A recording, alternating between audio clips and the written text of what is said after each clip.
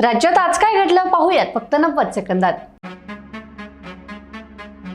बच्चू कडू शिवसेनेत प्रवेश करणार, उदय सामंतांशी महत्त्वाची चर्चा, विधान परिषद निवडणुकीपूर्वी मोठ्या निर्णयाची शक्यता।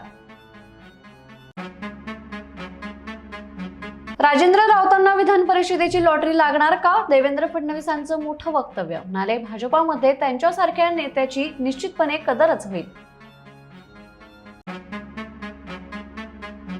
गोविंद पानसरेंवर मरणोत्तर गुन्हा दाखल करा, संजय गायकवाडांच्या नावाने पोस्ट व्हायरल होताच खळबळ।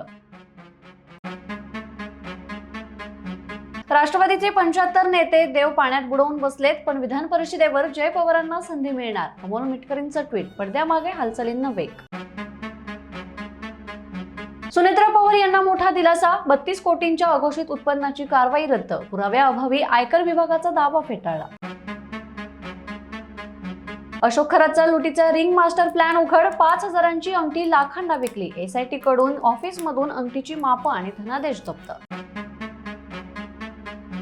पंढरपूरचा डॉन जेलमधून सुटला, मित्रांनी जंगी मिरवणूक काढली, फटाक्यांच्या पेटत्या माळा हवेत फिरवल्या, 20 जणांवर गुन्हे दाखल। केएम हॉस्पिटलच्या नामांतराला प्रशासनाकडूनही हिरवा कंदील, मंगल प्रभात लोढांच्या मागणीला यश। अशाच ताज्या घडामोडींसाठी बखर लाईव्हला सबस्क्राईब जरूर करा।